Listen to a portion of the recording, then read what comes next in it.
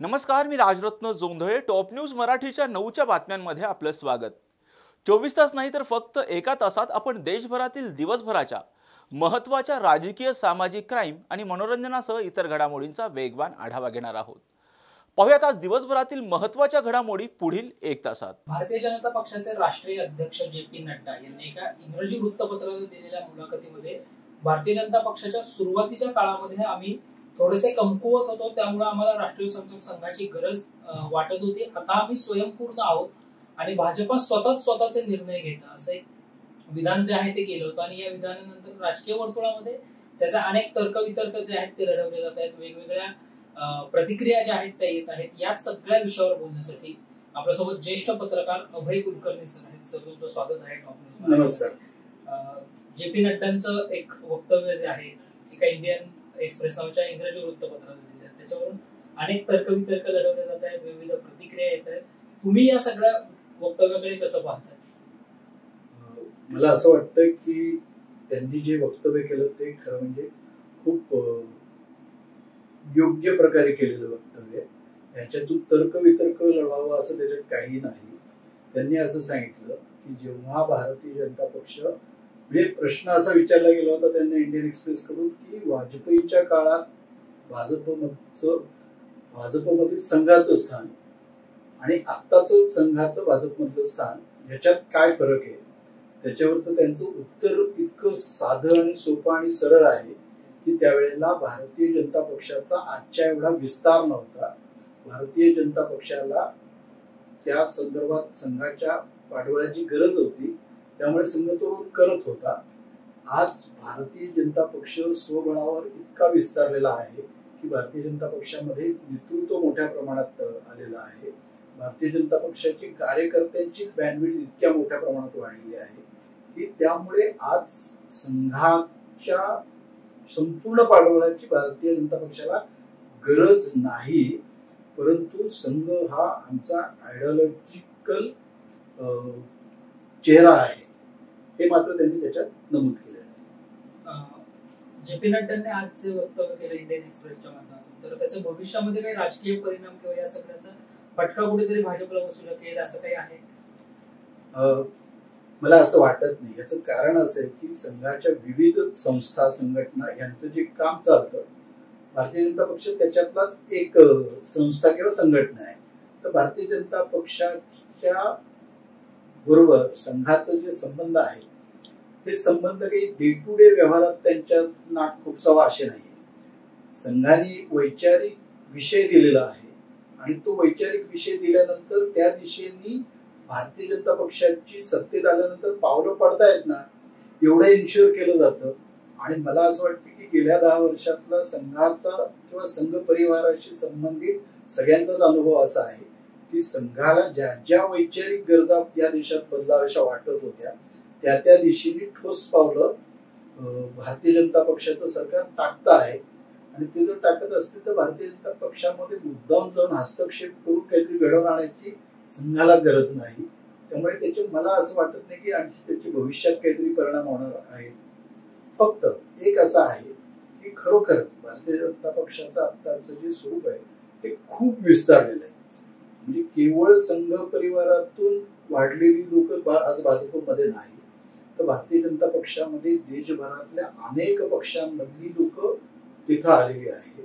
त्यांचे स्वतःचे सुद्धा गुण आहेत. म्हणजे आसामचे मुख्यमंत्री हेमंत बिस्वा शर्मा आहेत, तर भारतीय जनता पक्षाने त्यांच्याकडे तिथं मुख्यमंत्री पदाचं नेतृत्व सोपवलंय. आणि मला असं वाटतं की भारतीय जनता पक्षाची वैचारिक चौकट काय ती त्यांना पुरेपूर माहिती आहे आणि ते त्यांची जबाबदारी कुठलाही संघ स्वयंसेवक ज्या पद्धतीने सत्तेत आल्यावर राबवेल त्याच पद्धतीने ते त्यांचे निर्णय राबवत आहेत. म्हणजे ते तर कट्टर काँग्रेसचे विचारात वाढलेले होते, पण एकदा भारतीय जनता पक्षात आल्यावर नेतृत्व मिळाल्यानंतर मला असं वाटतं की त्यांनी पक्षाचा वैचारिक आधाराशी त्यांची जी वचनबद्धता आहे ती कायम दाखवून दिलेली आहे. आणि तसं जेव्हा असतं याचा अर्थ असा आहे की विचार कुठला न्यायचा आहे पुढं हे पक्षामध्ये जोपर्यंत नक्की आहे तोपर्यंत त्याच्यात भारतीय जनता पक्षाच्या कामकाजात संघाने हस्तक्षेप करावा असं काही राहत नाही. जे.पी. नड्डांचं काल विधान आल्यानंतर किंवा एक ही मुलाखत प्रसिद्ध झाल्यानंतर आज उद्धव ठाकरे असं म्हटले की उद्या भविष्यामध्ये भाजप संघालाच नकली संघ बनेल. आता तो मला असं वाटतं की ती राजकीय कमेंट आहे. 2 दिवसावर मुंबईतल्या निवडणुका आहे. त्यांच्याबरोबर आज पत्रकार परिषदेत मल्लिकार्जुन खरगे, शरद पवार आणि ते होते.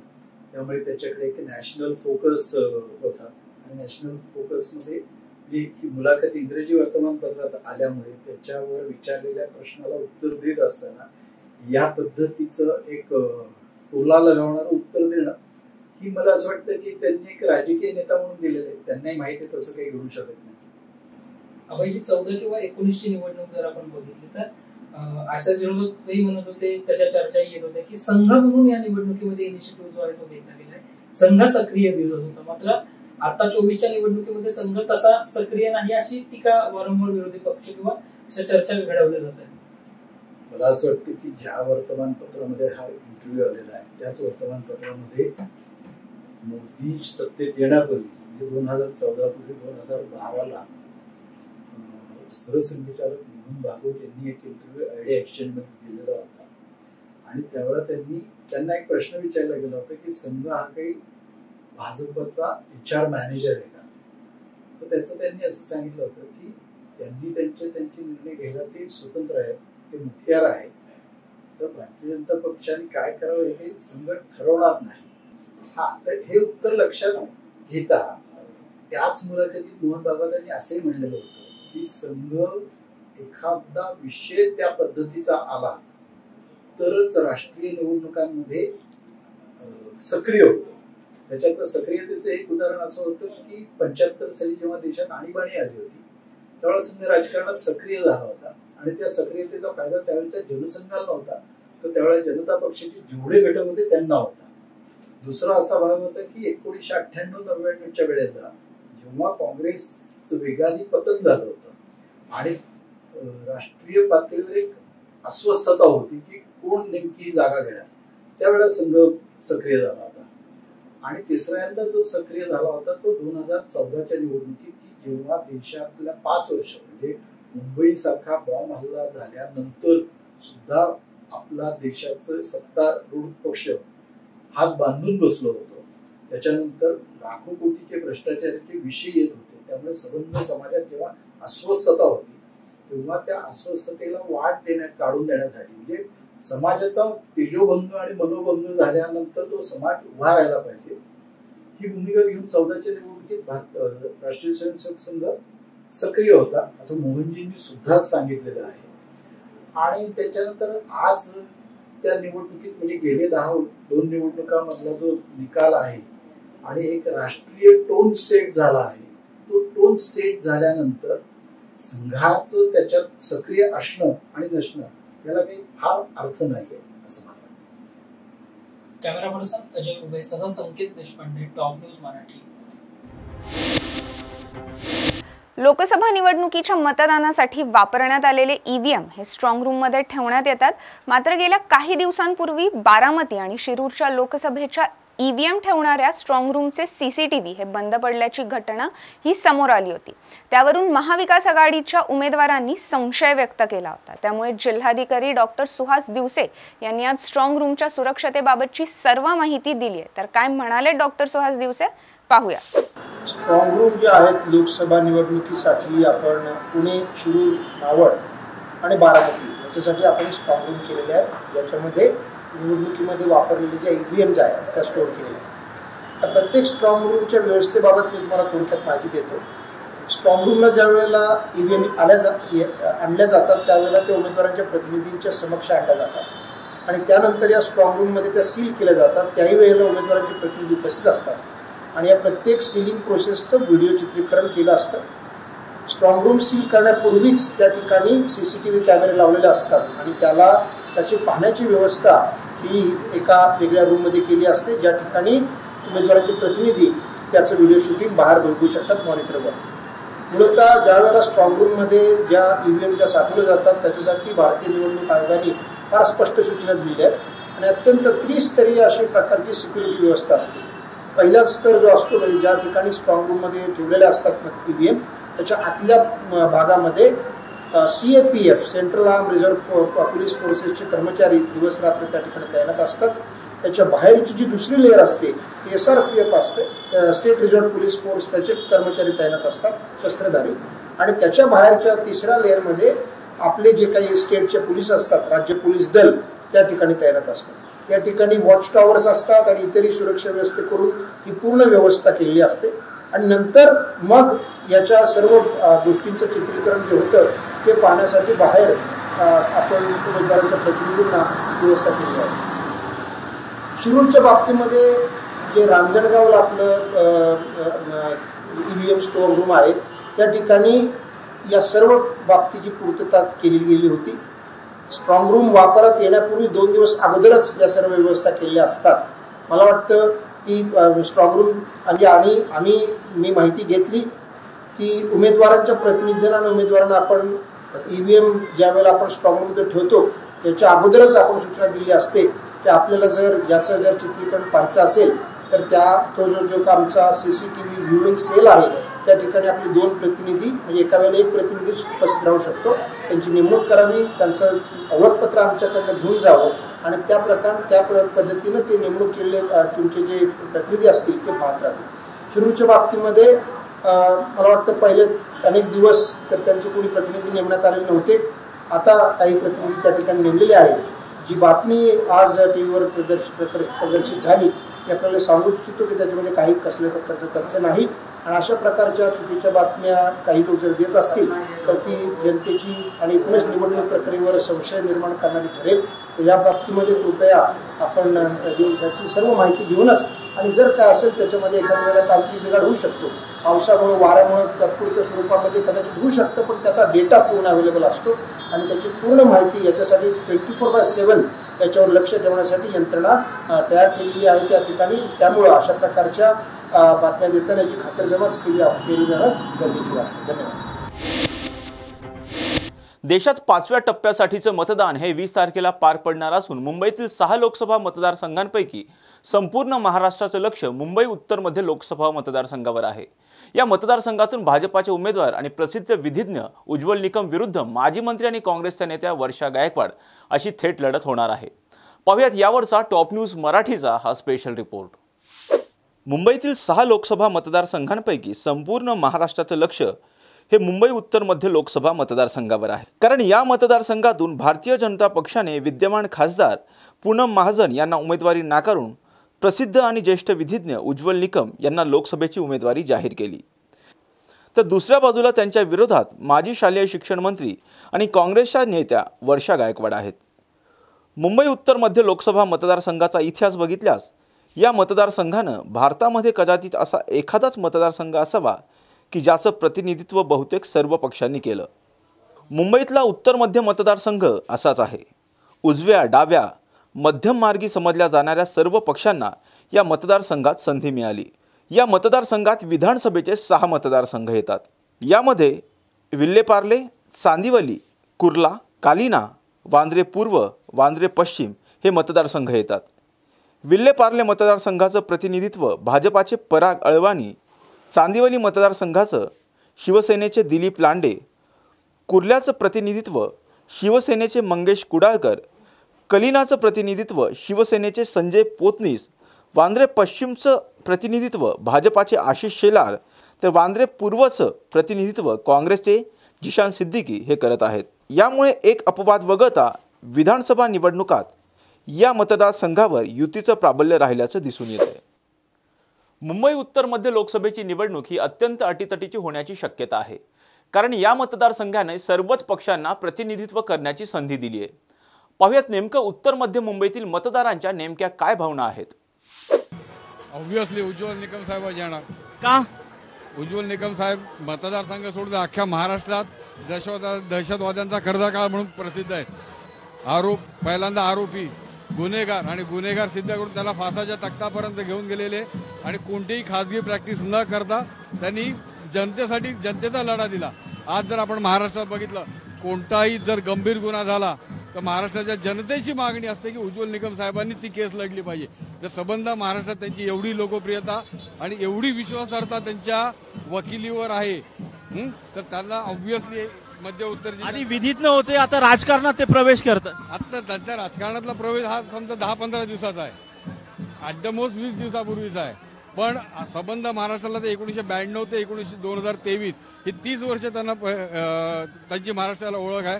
यहाँ का माहौल जो वार्ड नंबर 88, 91, 99, 97 इसमें शिवसेना, कांग्रेस और राष्ट्रवादी सारे मिलके सारे कार्यकर्ता मिलकर ताई के लिए मेहनत कर रहे हैं और ताई को यहाँ से बहुत बहुमत के साथ विजय कराने की सबका प्रयास है. 100% नरेंद्र मोदी, ये देश का भविष्य का सवाल है और ये देश के लिए भविष्य के लिए चुनाव हो रहा है. ताई का 4 साल का 4 बार एमएलए रह चुके हैं. ताई को पॉलिसी मेकिंग का एक्सपीरियंस है. जैसे ताई ने अपनी बातें अपने लोगों के सामने रखी हैं, तो ताई से हमें पूरी उम्मीद है कि ताई हमारे क्षेत्र में और हमारी बात पार्लियामेंट तक ले जाएंगे और राहुल गांधी तक पहुंचाएंगे. जो कि ये थोड़ा कम्युनिकेशन गैप हो जाता है पब्लिक और राहुल गांधी या बड़े लोगों के बीच में, वो गैप खत्म हो जाएगा और हमारे क्षेत्र में शिवसेना, राष्ट्रवादी, कांग्रेस सब मिलकर उद्धव बाला साहब ठाकरे, शरद पवार जी, राहुल गांधी जी, उनके नेतृत्व में इलेक्शन लड़ा जा रहा है और हम पूरी तरह से उनके साथ सहमत है. और 400 क्या 40 भी पार होना मुश्किल है उनका. ये टाइम कांग्रेस विजय हो, महाविकास आघाडीचा विजय हो. ये बहुत ही एक्सपीरियंस्ड कैंडिडेट है. जैसे इनके फादर पहले रह चुके, एकनाथ गायकवाड़ साहब रह चुके हैं, पहले एमएलए भी रह चुके हैं, एमपी भी रह चुके हैं, मैडम भी एमएलए रह चुकी हैं, एजुकेशन मिनिस्टर रह चुकी है. आप इनका बैकग्राउंड देखेंगे तो ये ग्राउंड से जुड़ी हुई नेता है. बहुत अच्छा काम करते. तुम्ही काय सांगाल ताई, कसा प्रतिसाद मिळतोय प्रचार रॅलीला? कसं आहे ना, सर्वात पहिल्यांदा काय आहे की मेलेल्या माणसाला जेव्हा पुन्हा जन्म मिळायचा असतो त्यावेळेला जेव्हा त्याला संजीवनी मिळते, तेव्हा त्याला जे पुनर्जन्म मिळतो, तसं आताच्या ज्या मेलेल्या राजकारणाला या वर्षाताईंच्या येण्याने आता एक संजीवनी मिळाली आहे. आणि आता महाविकास आघाडीचे घटक पक्ष काँग्रेस पक्ष, उद्धव बाळासाहेब ठाकरेंचा शिवसेना पक्ष आणि राष्ट्रवादी हे ब्रह्मा विष्णू महेशासारखे एकत्र येऊन त्यांची जी ताकद वाढलेली आहे ना, ती आता सर्वांना बघायला मिळते. आणि या तिघांच्या ताकदीमुळे म्हणजे आम्हाला असं वाटतं की वर्षाताई या कुठल्याही परिस्थितीत निवडून येणारच आहे. उज्ज्वल जी आहेत ना निकम, ते त्यांचं काम खूप चांगलं आहे. भारतीय जनता पार्टीसाठी लोक सगळे हेच बोलतात की भारतीय जनता पार्टी आता जी युती बनलेली त्यांनी निवडून यावं, कारण देशाचं भवितव्य आपल्याकडे जे आहे ते आपल्याला उज्ज्वल करायचं आहे. आपलं भवितव्य देशाचं उज्ज्वल झालं पाहिजे, याच्यासाठी आपण परफेक्ट कॅन्डिडेट दिलेला आहे. इथे जर उत्तर मुंबईमध्ये आपण पाहिलं तर भाजपाकडूनही विजयाचा दावा जो आहे तो केला जातोय. ज्येष्ठ विधिज्ञ उज्ज्वल निकमांना त्यांनी रिंगणामध्ये उतरवलं. नाही, पण कसं आहे माहितीये का, उत्तर मध्य जिल्हा जो आहे इथे हा राष्ट्रवादी काँग्रेस संघटित आहे, पुन्हा उद्धव बाळासाहेब ठाकरे शिवसेना संघटित आहे. इथे राष्ट्रवादीचं पण वर्चस्व आहे. सो आम्ही पूर्ण कॉन्फिडेंटली सांगू शकतो की राष्ट्रवादी काँग्रेस आणि उद्धव बाळासाहेब ठाकरे शिवसेना गट यांच्या एकत्रितपणाने ताईंना खूपच फरक पडणार आहे. तुम्ही स्वतः प्रचार रॅलीमध्ये सहभागी झाला होता, काय वाटतं कसा प्रतिसाद? उत्तर मध्यमध्ये जेव्हा आम्हाला वर्षाताईंना जेव्हा डिक्लेअर केलं तेव्हाच आमचं जल्लोषाचं वातावरण सुरू झालेलं आहे. आणि आम्ही दुसऱ्या उमेदवाराकडे अजिबात बघत नाही. आमचा जो प्रचाराचा नारा एवढा उज्ज्वल चाललाय, एकदम उत्तम चाललाय, एवढा जल्लोषात चाललेला आहे. तर वर्षाताईंचं जिंकून येणं हे एकदम 100% काय 1000% आम्ही त्याच्यावर शिक्कामोर्तब केलं आहे. उत्तर मध्य मुंबईचे महाविकास आघाडीचे उमेदवार वर्षा गायकवाड आणि महायुतीचे उमेदवार ज्येष्ठ विधिज्ञ ॲडव्होकेट उज्ज्वल निकम यांनी काय प्रतिक्रिया दिल्यात पाहूयात. अभूतपूर्व प्रतिसाद आहे. लोकांच्या मनात एक उत्सुकता आहे की आतापर्यंत लोकांनी मला चॅनलच्या माध्यमातून, वृत्तपत्राच्या माध्यमातून बघितलेला आहे, परंतु हा पहिला प्रसंग असा आहे की जिथे मी निवडणुकीच्या रिंगणात उतरलो आहे. त्यामुळे लोकांना हे जाणून घ्यायचं आहे की मी काय करणार, राजकारणात का आलो, आणि माझी त्यांना उत्तर झाल्यानंतर त्यांना पूर्ण समाधान. जनता आमच्यासोबत आहे याचाच अर्थ की जनतेने आपलं मत बनवलेलं आहे आणि उत्स्फूर्त असा प्रतिसाद आहे. उत्स्फूर्त अशी ऊर्जावान आम्हाला एनर्जी या ठिकाणी भेटत आहे. माझ्या वडिलांचं माझं नातं वेगळं आहे, त्यामुळे मला नक्कीच त्यांची आठवण येते. आणि हा जिल्हा त्यांनी पूर्वी लढलेला आहे, त्यामुळे त्यांचा मला आशीर्वाद असेल आणि ते माझ्या पाठीशी उभे आहेत. उत्तर मध्य लोकसभा मतदारसंघ हा मुंबईतील महत्त्वाचा मतदारसंघ असून या मतदारसंघामध्ये महाविकास आघाडीकडून वर्षा गायकवाड तर महायुतीकडून ज्येष्ठ विधिज्ञ उज्ज्वल निकम हे लोकसभेच्या रिंगणात आहेत. सर्वात जास्त धार्मिक एकतेचं प्रतिनिधित्व करणारा हा मतदारसंघ असला आणि या मतदारसंघामध्ये महायुतीचं जरी प्राबल्य मोठ्या प्रमाणावर पाहायला मिळत असलं तरी वर्षा गायकवाड यांचं असणारं धारावीमधलं काम आणि त्यांचे वडील माजी खासदार एकनाथ गायकवाड यांचं असणारं काम यामुळं या मतदारसंघामध्ये काटंकी टक्कर पाहायला मिळत असून उत्तर मध्य मुंबईचं मैदान नेमकं कोण मारणार हे पाहण्यासाठी आपल्याला 4 जूनची वाट जी आहे ती पाहावी लागणार आहे। कॅमेरा पर्सन शिवाजी साळुंकेंसह संकेत देशपांडे, टॉप न्यूज मराठी, पुणे।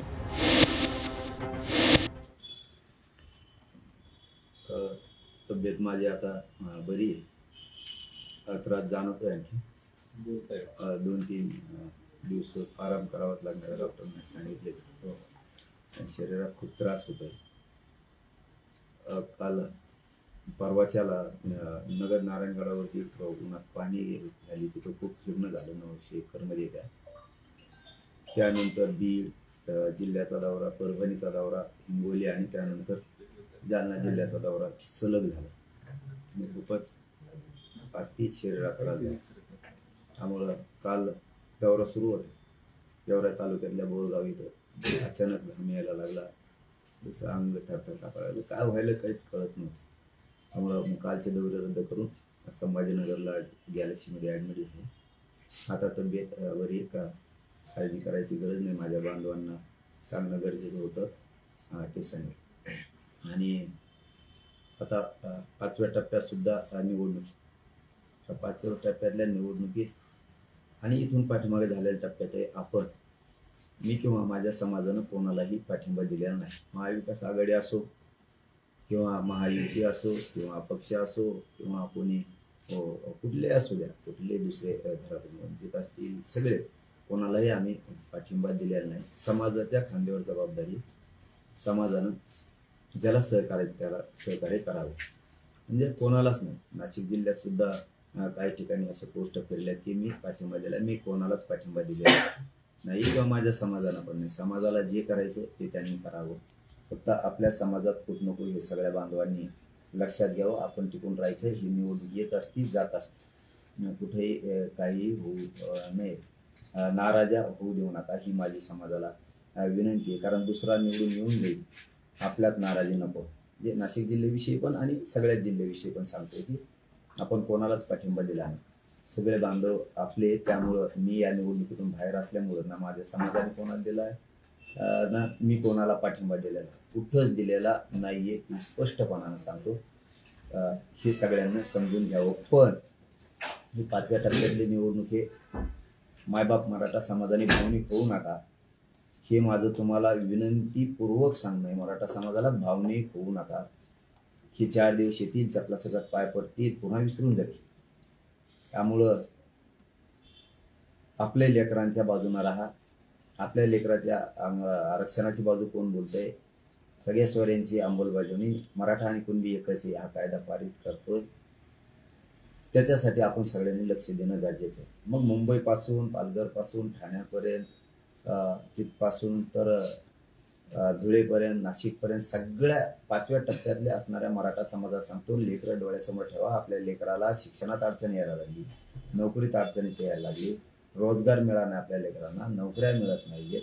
4 दिवस भावनिक होऊन कोणाच्याही मागं पळू नका, आपल्या लेकरं डोळ्यासमोर ठेवा। शहरी भागातल्या मराठा बांधवांनाही जाहीरपणानं सांगतो, आयुष्यभर तुम्ही कष्ट करून लेकरं शिकवले तुमचे, त्या लेकरांना न्याय मिळाला पाहिजे। आरक्षणाशिवाय पर्याय नाही। आपल्या लेकरांना न्याय कसा मिळेल याच्यासाठी एकतर्फी एका ताकदीनं उभे राहा। तुम्हाला ज्याला निवडून आणायचं त्याला आणा, तुम्हाला ज्याला पाडायचं त्याला पाडा, पण यावेळेस एक जीवन स्वतःचे लेकरं डोळ्यासमोर ठेवून लेकराचा अन्याय विसरू नका, आपल्याला झालेला त्रास विसरू नका, आणि ज्याला पाडायचंय त्याला पाडा, ज्याला निवडून आणायचं त्याला पाडा, पण इतकं ताकदीनं यावेळेस 5व्या टप्प्यातलेही सगळ्यांकडे बातमी लक्ष ठेवून ताकदीनं सगळ्यांना पाडायची माझी विनंती आहे। कारण लेकरं उघडे पडू देऊ नका, हे 4 दिवस येतील, पाय पडतील, त्यांच्या निवडणूक झाली की पुन्हा ती विसरून जातील, आपल्याला कोणी विचारणार नाही। एकजूट दाखवा, मतात ताकद मराठ्यांनी दाखवा, ही सगळ्यांना माझी विनंती। काल जाहीर झाले की नारायणगडावर जी तुम्ही सभा घेणार होता ती स्थगित करण्यात आलेली आहे, काय नेमकं कारण आहे? ज्यावेळेस मार्चमध्ये मी तयारी करा सगळ्यांना सांगितलं होतं, बैठक पण तिथं मोठी घेतली होती, त्याप्रमाणे काही कारणास्तव त्या बांधवांना काही कामानिमित्त नसेल तयारी झाली, परंतु त्यावेळेस पाणी सुद्धा होतं, अनेक होतं. पण त्यानंतर कडक 2 महिने उन्हाळा गेल्यामुळे बीड जिल्ह्यात प्रचंड दुष्काळ. आणि तिथं आज रोजी जर बघितलं तर साधी एक बांबू सुद्धा ठोकल्या नाही किंवा बल्ली सुद्धा नाही, काहीच तयारी नाही. आणि अंतर्वलीत 1-2 करोडच्या आसपास समाज आला होता, तरी पण हाल झाले होते समाजाचे. ते आमच्या डोळ्यासमोर आहे चित्र. माझा समाज आता एक झालेला आहे. मग एक झालेला असून पुन्हा आपण 8 जूनला सभा ठेवली. मराठा ताकदीने यायला लागला होता. 6 करोड मराठा जर तिथं आला असता तर समाज गैरसोय व्हायला नको होती, समाज माझा तरफडायला नको होता. आणि समाजाने मला परत म्हणले असते, तुम्हाला जर माहीत होतं तिथं काहीच तयार नाही तर आम्हाला सांगायचं ना, आपण पुढं घेतला असता, हाल नसते झाले समाजाचे. म्हणून मी हट्टी नाही, सभा झालीच पाहिजे, हाल झाले तरी चालतील पण झालीच पाहिजे असला हट्टी मी नाही. तिथं काही सुविधा नसल्यामुळं त्यांनी सांगितलं बीडकरांनी की आम्हाला ह्या 20 दिवसात काहीच होत नाही. मी आधीच म्हणलं होतं की तुम्ही 2-2.5 महिने तयारी करा, परंतु त्यांना दोष द्यायचा नाही, ते आपलेच बांधव आहेत. 4 पावलं मागे सरकारला मग काय फरक पडत नाही. पुन्हा ताकदीने याच्यापेक्षा डबल ती सभा होईल. आता पुढं ढकलली, 8 जूनला नारायणगडावरती सभा होणार नाही, ती पुढं ढकलली. त्याला अनेक कारण आहेत. पाण्याचे पण अडचणी आहेत, खूप अडचणी होत्या तिथं. काटे आहेत भरपूर, काट्या पण होत्या, झाडू झुडपं पण खूप आहेत, ती साफसफाई तिथं कमी आहे. त्यामुळं समाजाचे आपल्या आई बहिणी करोडो संख्येत जाणार होते. लेकराचे हाल व्हायला नको होते, कारण खूप मोठा कार्यक्रम होता तो लहान नव्हता, तो जागतिक लेवलचा. त्यामुळे 2 पावलं मागे सरकारने, त्यात काही अडचण नाही. पुढच्या तयारीला मराठीला. बीडमध्ये निवडणुका झाल्या, मात्र बीडमध्ये ओबीसी आणि मराठा असा एक वाद ठिकठिकाणी पाहायला मिळत आहेत. एकमेकांचे काही गावात तर चेहरे देखील पाहणं पसंत करत नाही, अशा पद्धतीनं वातावरण सध्या झालेलं आहे. तुम्ही काय आवाहन कराल या दोन्ही समाजात? आता बरं झालं तुम्ही तो विषय काढला, कारण मराठ्यांनी नाही जातीवाद केला. मला दाखवा मराठ्यांनी आधी कधी सुरुवात केली. पण समाजाला एक आव्हान नक्की करतो मी, कारण तो विषय तुम्ही काढला ते चांगलं झालं. मला तुमच्यासारख्याच काही बांधवांनी, हुशार बांधवांनी सांगितलं, आणि काही दुसऱ्याही शहाणे माणसं, हुशार माणसांनी सुद्धा सांगितलं की तुम्ही शांतपणाची भूमिका घ्या. मला सांगितलं तुम्ही शांतपणाची भूमिका घ्या. जो 2 जातीत शांतता राहिली पाहिजे, त्यांना मुद्दाम करायचे. त्यांच्यावरची वेळ आता डोक्यावरची निघून गेलेली. ते त्यांना निवडून येऊस तर खासदार केला, आमदार केलाच गोड बोलते. त्यांच्यावरची वेळ गेलेली, ती अशी वेळ गेली. आणि हे मलाही माहीत होतं, त्यांच्यावरची वेळ गेली की ते गुरगुर करते, हे मलाही माहीत. परंतु माझ्या समाजानेच अन्याय का सहन करायचा? काय चूक आहे माझ्या समाजाची? आम्ही काय तुमचा नुसता अन्याय सहन करायलाच जन्म घेतला आहे का?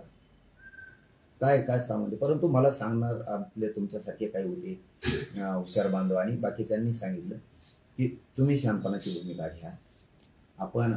तुम्ही शांत आपल्या समाजाला राहायचं म्हणून सांगा, कारण हे मुद्दामहून गुरगुर करणारेत. आता त्यांच्यावरची वेळ गेलेली. आपल्या पोरात मराठ्यांच्या पोरात प्रचंड रोष आणि खतखत की त्यांना हे अन्याय सहन होत नाही. बीडच नाही तर मराठवाड्यात राज्यातल्याही लोकांना तो अन्याय सहन होईना. त्यामुळं तुम्हीच थोडं दोन्ही जातीत शांतता राहील, त्याच्यासाठी तुम्हीच शहाणे व्हा. तुम्हीच समाजाला सांगा की बाबा हो शांत राहा. मी समाजाला सांगतो की काही शहाणे बांधवांचं ऐकलं पाहिजे, कारण त्यांच्यावरची आता वेळ गेलेली. त्यामुळे ते गुरगुर करणारे. मराठा समाजावरती कोण अन्याय करतोय, कसा करतोय, कशाच्या माध्यमातून करतोय, प्रत्यक्ष जाणून बुजून मराठ्यांना खोळून घेतात का, मराठ्यांना छळ करतात का, मराठ्यांना जाणून बुजून त्रास देतात का, हे मुद्दाम होऊन मी मराठा समाजाला सांगतोय. महाराष्ट्रातलाही सांगतोय आणि बीडचा विषय काढला मग तिथल्याही सांगतोय की काय होतंय, काय सोशल मीडियावरती होतंय. बार काय ना लक्ष ठेवा. शहाण्या माणसांचं, काही तज्ज्ञांचं, काही हुशार बांधवांचं म्हणणं आहे की ते मुद्दाम करणार आहेत तुमचं लक्ष आरक्षणापासून हटण्यासाठी, कारण त्यांचं भागला. ते निवडून येतील किंवा पडतील, पण त्यांचं भागलेलं आहे. त्यामुळे ते करतील. तर माझीच मराठा समाजाला विनंती, आजपासून 1 महिनाभर बारकाईनं लक्ष ठेवा. कोण काय करतंय, कोण काय. आपण मात्र आता शांत राहा, स्वतःच शांत राहा. त्यांना काय अन्याय करायचा नाही, 1 महिनाभर बघू. मी समोरच्यालाही सांगितलं की ठीक आहे तुमचं म्हणणं आहे, आम्ही तर बोललोच नाही. ते आधी तिकडून बोलले तेव्हा आम्ही इकडून बोललो. परंतु जरा किती दिवस गुरगुर करते हे बघू. जरा महिनाभर लक्ष ठेवा काय करतात काय नाही. पण याचा अर्थ असा बी नाही तुमच्यावरती जर जास्त बेताला लागले तुमचं स्वसंरक्षण तुम्ही करा. कारण सांगणाऱ्याने मला चांगलं सांगितलं की पाटील हे तुम्हीच आव्हान करा आणि तुम्ही शांतपणाची भूमिका आम्ही म्हणतो म्हणून घ्या. आपल्या पोरात प्रचंड खदखदे आणि रोष निर्माण झाला. त्यामुळं यांच्यावरची आता वेळ गेली. यांना मराठ्यांच्या नेत्याची गरज होती आणि बऱ्याचशा नेत्यांचंही म्हणणं आहे त्यांच्या व्यासपीठावर बसलेल्या मराठ्यांच्या की आम्हाला वाटत नव्हतं की हे असं घडून आणतील. मग तो पक्षाचा कोणचा मराठा असू द्या, कार्यकर्ता कोणचाही असू द्या, आम्हाला वाटत नव्हतं हे असं करतील. पण आता हे त्यांचं वारं निघून गेलं. अगोदर म्हणले पाय पडले, पदर पसरते म्हणलेत, कुठं आयुष्यभर विसरणार नाही म्हणलेत, एवढ्याच वेळेस निवडून द्या म्हणलेत. आता आम्हाला पश्चाताप असा व्हायला लागलाय की त्यांच्याच व्यासपीठावर चढणाऱ्या मराठ्यांचं म्हणणं. कारण माझ्या पोटात नाही राहत काही, मी जे खरं ते सांगत असतो की ही चूक झाली का काय असं लय वाटायला लागले. आम्हाला काय माहित होतं की ही वेळ झाल्यावर असं करते. त्यामुळे सांगणाऱ्यांचं म्हणणं आहे की आपल्या पोरात खूपच रोष, खूप खतखत आणि ते गुरगुर मुद्दाम करायला. पण आता त्यांनाही सांगणं ठीक आहे तुमच्यावरची वेळ गेली, तुम्ही येता निवडून येता पडताल, काय व्हायचं ती होईल दोन्हीपैकी एक काहीतरी. मी तर काय समाजाच्या खांद्यावर दिली होती, हरकत नाही. परंतु पुढं आणखी निवडणुका आहेतच. किमान माझं एकट्याचं मत सांगतो, मी पाठीमागे सांगितलं की धनंजय मुंडेबद्दलची तरी आमची भूमिका अशी होती, माझी म्हणतो मी, समाजाची कशी होती मला नाही, की तो माणूस प्रामाणिक आहे, तो उपकार विसरत नाही. कारण ज्यावेळेस संकट होतं, ज्यावेळेस अडचणीत होती त्यावेळेस मराठ्यांनी सांभाळलं. ते कधीच उपकार विसरत नाही, कधीच. आणि ते सातपंथी, ते जातीवाद बी करत नाहीत. आणि मी लोकांना खूप सांगायचो त्यांच्या लोकांनी सुद्धा त्यांचा आदर्श घेतला पाहिजे. कारण गोपीनाथ मुंडे साहेबांनी सुद्धा जातीवाद इतका केलेला नव्हता. तसं धनंजय मुंडे कधी जातीवाद नाही करत, त्यांचा विचार यांनी घेतला पाहिजे. परंतु हे 2-4 दिवसात असं वाटायला लागलं की ते पण पुढं आहेत. सगळ्यात पोस्टच काय टाकायला होते, मलाच काय मारीन म्हणते त्यांचे कार्यकर्ते. अरे जा, कसले स्वप्न बघता. पण जाऊ द्या, ठीक आहे. मराठा समाजाला माझा आव्हान मी बघतो, माझं मी बघतो, काय अडचण नाही. माझं संरक्षण करायला माझं 6 करोड मराठा खंबीर, ते जाऊ दे, ते होत राहील. परंतु समाजाला सांगतो की शहाण्या माणसांचं कायचं म्हणणं आहे, तज्ज्ञांचं म्हणणं आहे, खूप हुशार लोकांचं म्हणणं आहे, जातीय शांतता राहावी, त्यांना ठेवायची नाही. जातीय शांतता तुम्हीच आव्हान करा. कारण आपल्या पोरात सुद्धा प्रचंड खतखत, प्रचंड रोष, काय काय करतात, कसं कसं केलं. जर अन्यायच व्हायला लागला तर स्वसंरक्षण करा. मी शांत बसा म्हणलं म्हणून तुमचाही काही घातपात होऊ नये. स्वसंरक्षण करा, सावध राहा. पण सगळ्यांनी शांत. बघू 1 महिन्याच्या नंतर किती चुका करतायत, मग नंतर बघू.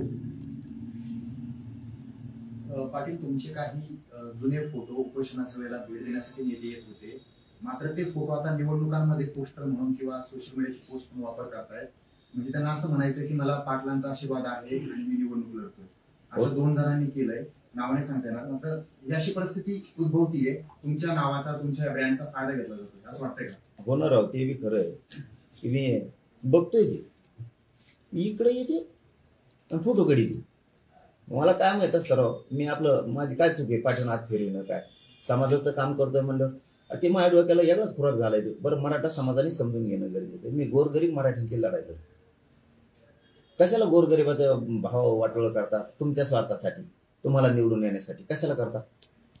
समाज आरक्षण मागतोय त्या बाजूला कशाला उगाच तुमच्या 1 दिवसाच्या स्वार्थासाठी एवढ्या मोठ्या जातीत वाटोळ करता? तुम्हाला आनंद नाही का रे? आपली जात लय दिसानी एक आली, लय शतकानंतर आपल्या जातीला आरक्षण मिळालं, लय शतकानंतर मराठ्यांचं मतात सुद्धा रूपांतर झाले एकीचं. किंवा आनंद नाही का रे? कोणतरी एकासाठी एवढं तर पडताय, थांबा ना जरा. एवढी काय गडबड आहे? थांबा ना, पुढं लढू ना. पुढं लोकसभेत आपला विषय आरक्षणाचा, लोकसभेत नाहीच, राज्यात आहे. नाशिकला पण ती एक घटना झाली, बाकीकडचं मला माहित नाही, पण ते क्लिअर करतो. ते लगेच सांगतो ना. गायकर साहेब पण माझ्याकडे आले होते, फक्त उभा राहिलो म्हणले. मी प्रामाणिकपणा सांगणार आहे आणि ते मी तरी मी देऊ शकत नाही. मग गायकर साहेब असतील किंवा बनकर साहेब असतील, खूप गरजेचं. आपला समाज खूप एकत्र दिवसाचा आलाय. समाजाच्या खांद्यावरची जबाबदारी, माझा पाठिंबा कोणालाच नाही, कोणालाच, आणि माझ्या समाजाचा पण नाही. हा, तुम्ही समाजाच्या खांद्यावर जबाबदारी, तुम्ही समाजाला बोला समाजाच्या खांद्यावरती. पण उगाच विनाकारण खोटे मेसेज टाकून किंवा काय करून का संपवता एका माणसासाठी आपल्या जातीला? खोटा पाठिंबा किंवा खोटं फोटो घेऊन मिळवा, कमून खोटं करून आपली जातीकडे बघा, माझ्याकडे बी बघू नका. माझ्या फोटोत काय नाही, मी काय देऊ नाही किंवा मी काय कोणी हे नाही, माझ्या फोटोसाठी नाही म्हणत मी. पण आपल्या एवढं मोठं जात डोळ्यासमोर ठेवा, काही दिवसांनी जात एकत्र आहे, जात डोळ्यासमोर ठेवा आपली. कशाला लॉस करता जाती कोणतरी एक दिन निवडून येईल, नाही तर पडत. आपला समाज ठरवेल आणि समाजालाच माझी विनंती, हे करणारे महाराष्ट्रभरात हे करतील, पण सामान्य गोरगरीब करोडो मराठ्यांना माझं आव्हान आहे, 5व्या टप्प्यातले निवडणूक करताना डोळ्यासमोर लेकरं ठेवा.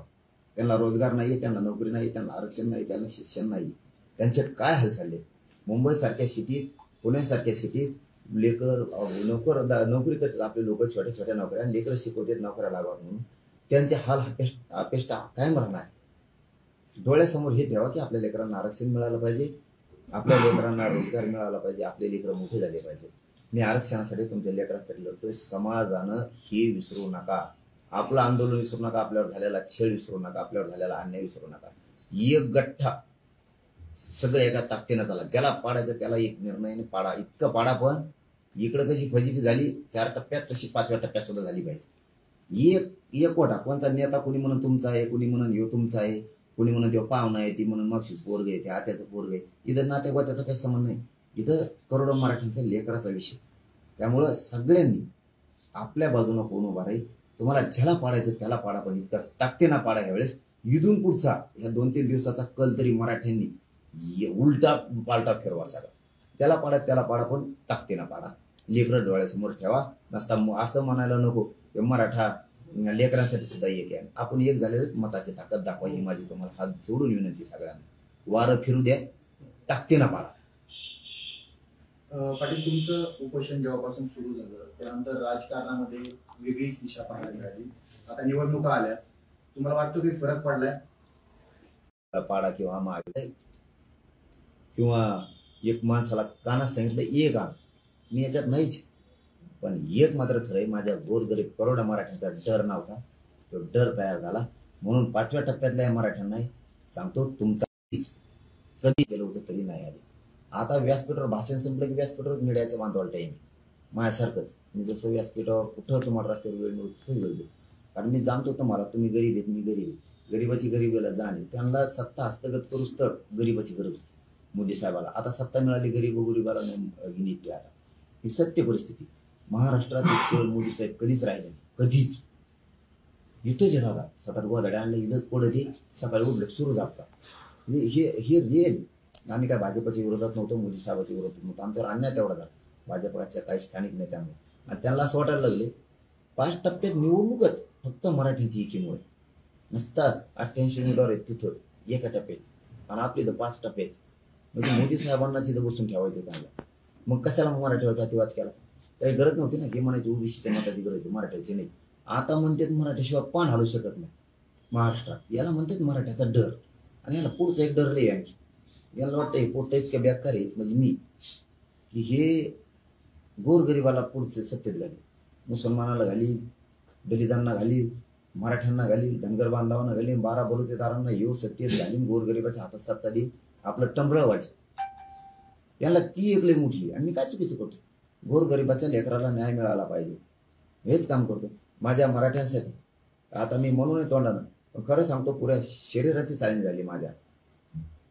कुठं लावली सलाईन तरी त्या याच्यामध्ये ही निघायला लागली. लावताच येत नाही, पहिल्या लावलेल्या सलाईन इतके. मी माझ्या समाजासाठी मरायला तयार आहे. माझ्या समाजाला मी न्याय देणार. माझ्या करोडो मराठ्यांच्या लेकरासाठी मी बलिदान दिले आहे. मरायला करायला मी भेट नाही. 4 तारखेला उपोषण करणार म्हणजे करणार. त्यात मी काहीच बदल करू शकत नाही, कोणी बी आला तरी. मी उपोषण करणार.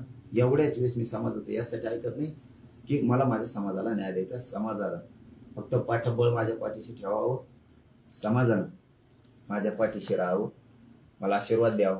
मला काय अपेक्षा नाही. 4 तारखेचं उपोषण होणार आहे.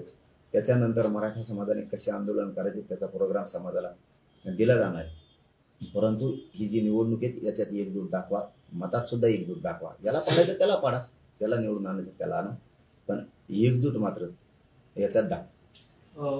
स्वरूप कसं असणार आहे? गेले अनेक उपोषण तुम्ही टप्प्यांमध्ये केलं होतं, हा उपोषण देखील तशाच पद्धतीच्या तशाच स्वरूपाचं राहणार आहे का टप्प्याटप्प्यातला?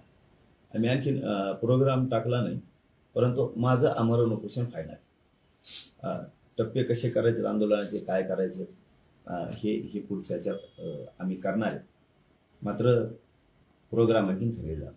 मग याच्यातला एक विषय सांगायचा राहिला की पहिल्यांदा महाराष्ट्रात इतक्या सभा झाल्या आणि इतके नेते एकत्र आले की मराठ्यांची एकजुटीची भीती, आता मताची सुद्धा भीती, कोण पडेल कोण निवडून याच्याशी आम्हाला देणं गेलं. मराठ्यांची भीती इतकी यांना महाराष्ट्रात राहावं लागेल.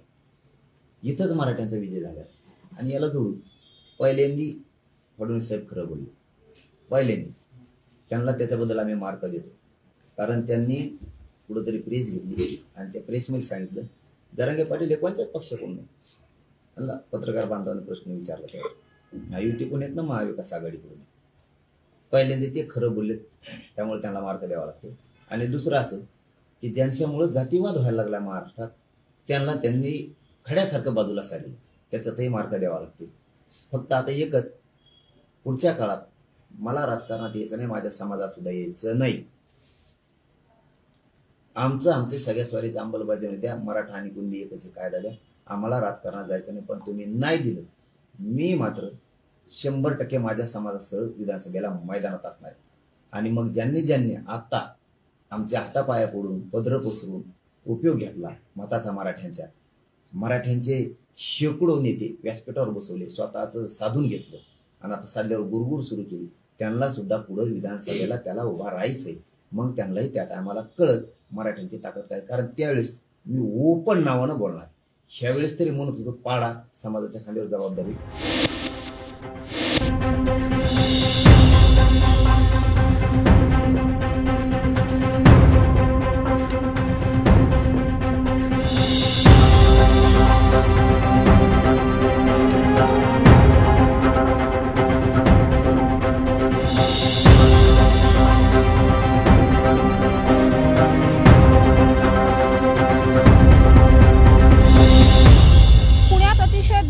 घटना घडली आहे. पुण्यात आज दिवसा ढवळ्या सशस्त्र दरोडा पडलाय. पुण्यातल्या महम्मदवाडी परिसरामध्ये ही घटना घडली आहे. महम्मदवाडी परिसरामध्ये वाडकर मळा अशा नावाचा एक भाग आहे आणि या भागात असलेल्या BGS ज्वेलर्स या सराफाच्या दुकानावरती हा दरोडा पडलाय. या ठिकाणी तुम्ही हे दुकान पाहू शकता. दुकानाच्या बाहेर आता सुद्धा आपल्याला सर्व पोलीस कर्मचारी दिसतात.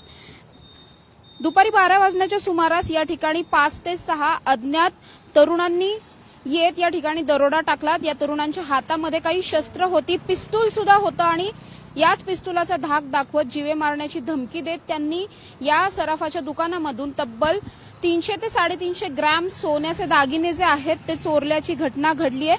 या घटनेची माहिती मिळताच तात्काळ या ठिकाणी पोलिसांनी धाव घेतली. आता सुद्धा आपण पोलीस या ठिकाणी पाहू शकतोय. आताही या दुकानामध्ये पोलिसांचा पंचनामा सुरू आहे. नेमकं काय घडलं, कसं घडलं या सगळ्याची चौकशी करताना पोलीस दिसतात.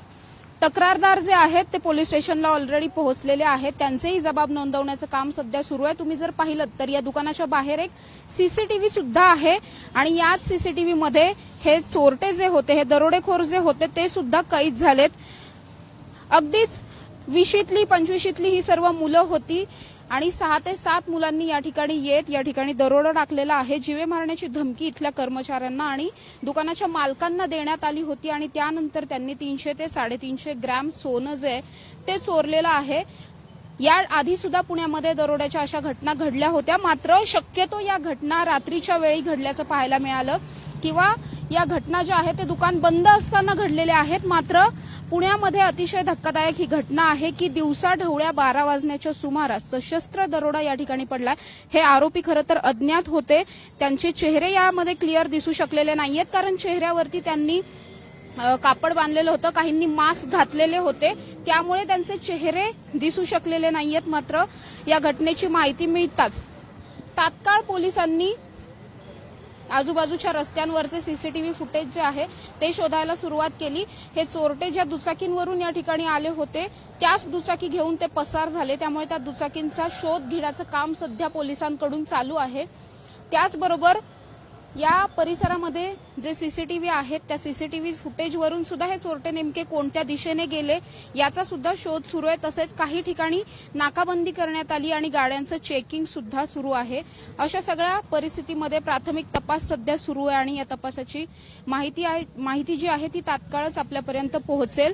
मात्र अद्याप तरी आपण बघतोय की या ठिकाणी पंचनामा सुरू आहे, काही कर्मचारी आहेत, त्याचबरोबर पोलिसांचं एक पथक आतमध्ये आहे। आपण बघतोय पोलिसांचं पथक आहे, हे पथक इथले सीसीटीव्ही फुटेजेस त्यांनी घेतलेले आहेत, त्याचबरोबर नेमका कोणता मुद्देमाल चोरीला गेलाय याची चाचपणी सध्या सुरू आहे, याची चौकशी सध्या सुरू असल्याचं पाहायला मिळतंय। BGS ज्वेलर्स या ठिकाणी ही घटना घडली, पुण्याच्या हडपसर वानवडी परिसरामध्ये हा भाग येतो। खरं तर ही घटना ज्यावेळी घडली त्यावेळी आजूबाजूच्या दुकानांमध्ये सुद्धा कुणीही नव्हतं, त्यामुळे तसे या घटनेचे प्रत्यक्षदर्शी कुणीही नाहीयेत। मात्र जे कर्मचारी आणि मालक आहेत त्यांच्यासमोर ही घटना घडली। त्याचबरोबर या दुकानाच्या बाहेर जो सीसीटीव्ही आहे, दुकानाच्या आत ज्या सीसीटीव्हीमध्ये हे सर्व चोरटे जे आहेत ते आता कैद झालेले आहेत आणि याच दरोडेखोरांचा शोध घेण्याचं काम सध्या सुरू आहे। नाकाबंदी करण्यात आली आहे, सीसीटीव्ही फुटेज शोधले जात आहेत, ज्याच्या आधारे या दुचाकी ज्या आहेत त्या कोणत्या दिशेने गेल्या हे समजेल। अद्याप तपास पूर्ण झालेला नाहीये, तक्रार दाखल करण्याचं, गुन्हा दाखल करण्याचं काम सध्या सुरू आहे आणि लवकरच या प्रकरणाचा उलगडा पोलिसांकडून केला जाईल। कॅमेरा पर्सन शिवाजी साळुंखेसह समृद्धी जाधव, टॉप न्यूज मराठी, पुणे। नमस्कार, मी राजरत्न जोंधळे, टॉप न्यूज मराठीमध्ये आपलं स्वागत। पुण्यातून एक मोठी बातमी समोर येत आहे। घाटकोपरमधील होर्डिंगची दुर्घटना ताजी असतानाच आता पुण्यात पुन्हा एकदा होर्डिंग कोसळलं आहे। पुणे सोलापूर रस्त्यावरील कवडीपाट टोल नाक्याजवळ असलेल्या गुलमोहर लॉन्स या ठिकाणी जोरदार वारा सुटला होता, त्यावेळी कार्यालयासमोर लावण्यात आलेलं होर्डिंग कोसळलंय। यामध्ये गाड्यांचं मोठं नुकसान झालेलं आहे।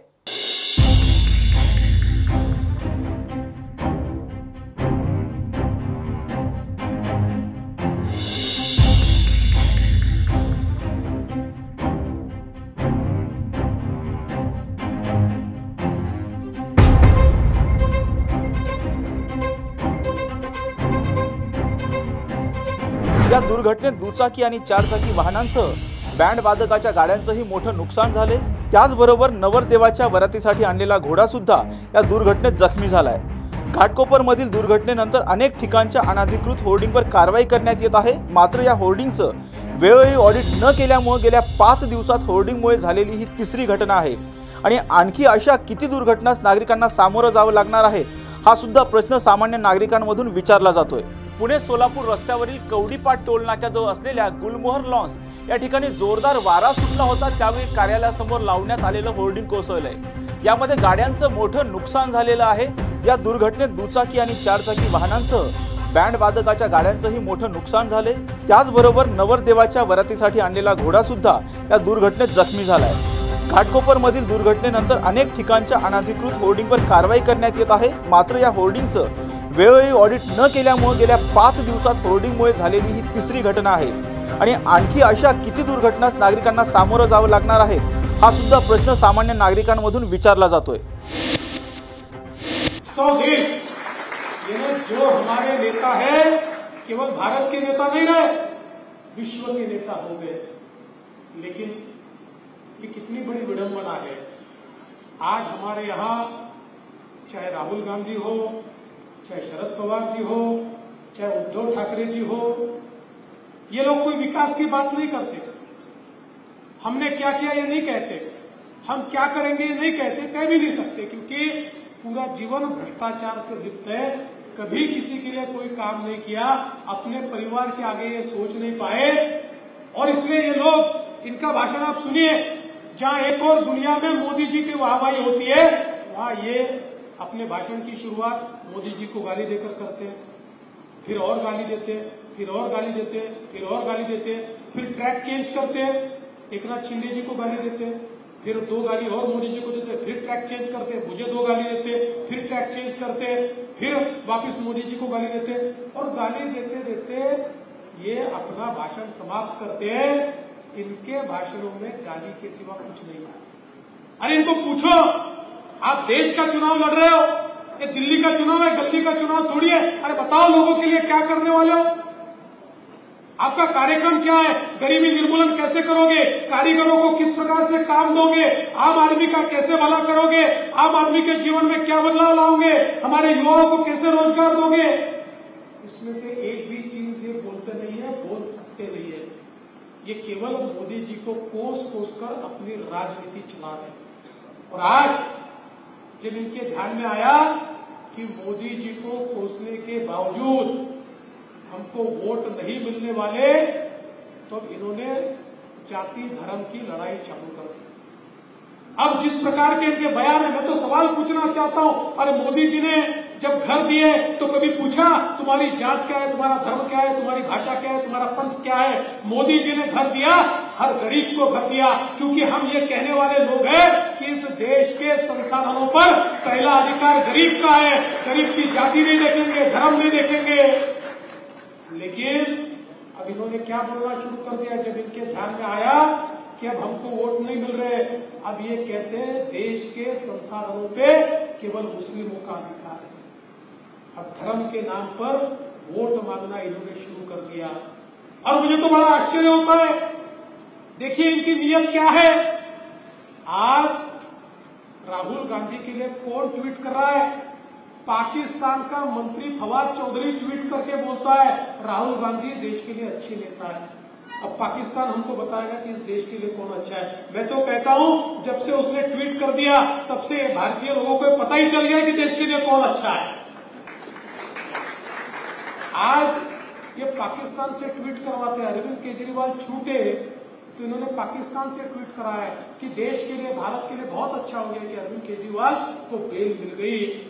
अब यहाँ वोट नहीं मिल रहे तो पाकिस्तान पहुंच रहे। और मुझे आश्चर्य इस बात का है कि आज उद्धव ठाकरे जी वोट के लालच में इस प्रकार से नीचे जा रहे हैं कि उद्धव ठाकरे जी के स्टार प्रचारक कौन है? मुंबई बम कांड का आरोपी ये उद्धव ठाकरे जी का स्टार प्रचारक है। और अब इनके रैलीज में पाकिस्तान के झंडे चल रहे हैं। पाकिस्तान के झंडे लगा लगा कर रैलियां निकाल रहे। अरे शर्म करो। मैं तो ये कहता हूं एक आधा चुनाव आता है जाता है, अरे चुन के आना नहीं आना ये अलग बात है, लेकिन अगर पाकिस्तान के झंडे लगाकर वोट मांगने की बारी तुम पर आई है तो लानत है तुम पर। अरे ऐसे प्रकार से अगर वोट मांगना है तो अपने घर पर बैठो।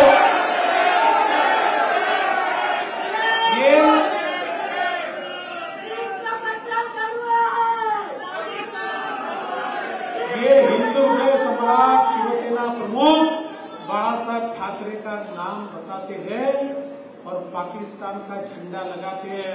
अगर बाला साहब ठाकरे होते तो पता नहीं इनको कहां कहां मारते।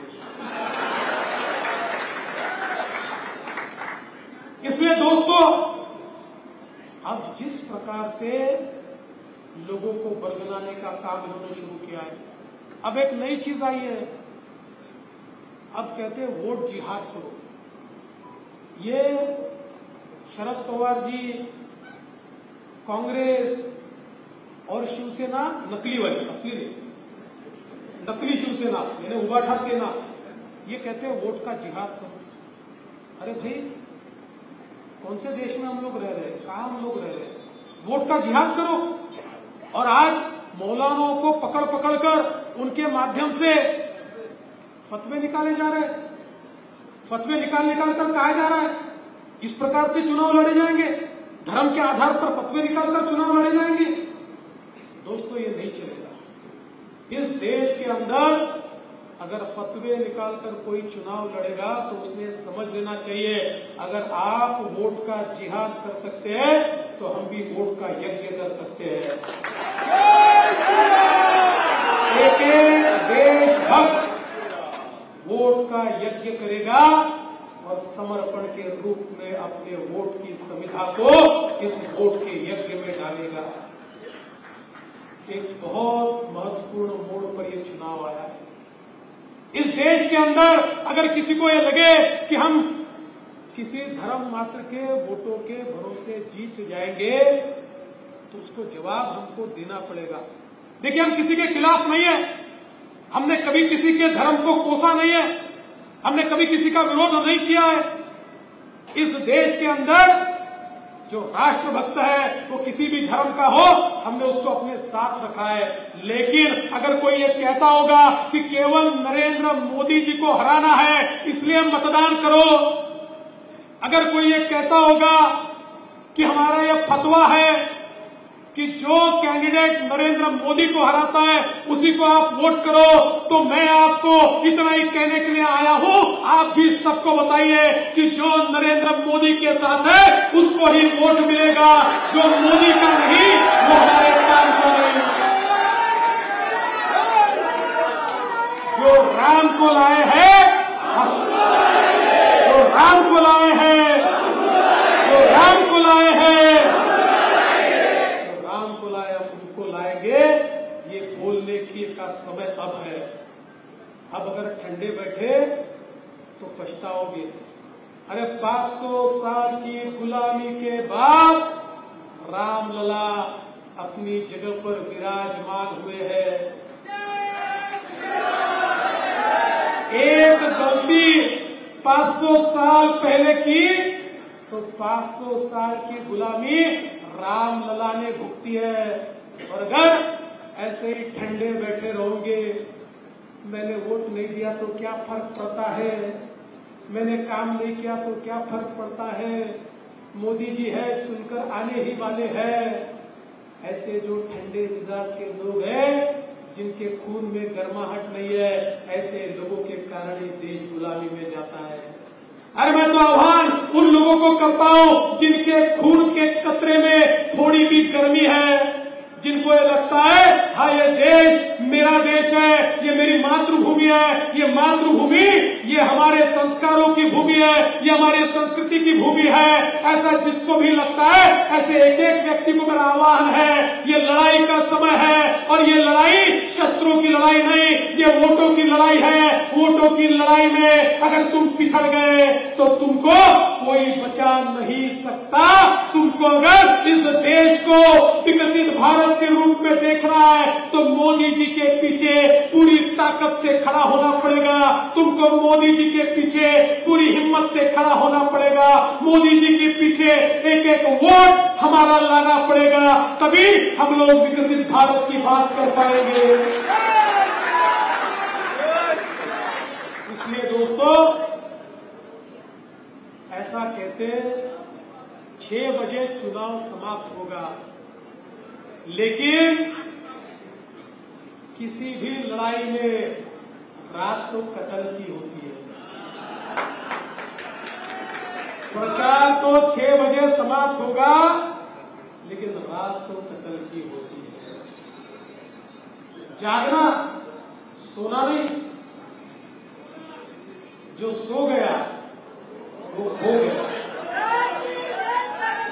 और जो डर गया वो मर गया। न डरना है न सोना है, पूरी ताकत के साथ एक एक राम भक्त मैदान में उतरेगा और इस लड़ाई में, वोटों की लड़ाई में हम लोग जीतेंगे।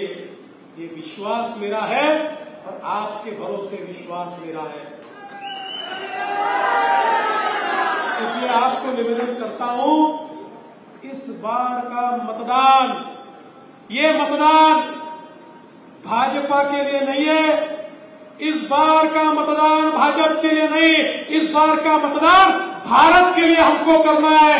इस भारत को दुनिया का सिरमौर बनाने के लिए, विकसित भारत बनाने के लिए, भारत के एक एक आदमी का सपना पूरा करने के लिए हमें मतदान करना है। इसलिए 20 तारीख को जब हम कपिल पाटिल जी के कमल के चुनाव चिन्ह की बटन दबाएंगे, वोट तो कपिल पाटिल को मिलेगा, लेकिन आपका आशीर्वाद नरेंद्र मोदी जी को मिलेगा। अगर मोदी जी का आशीर्वाद देने के लिए जुड़ जाइए, इतना ही निवेदन करता हूं और अपने शब्दों को विराम देता हूं।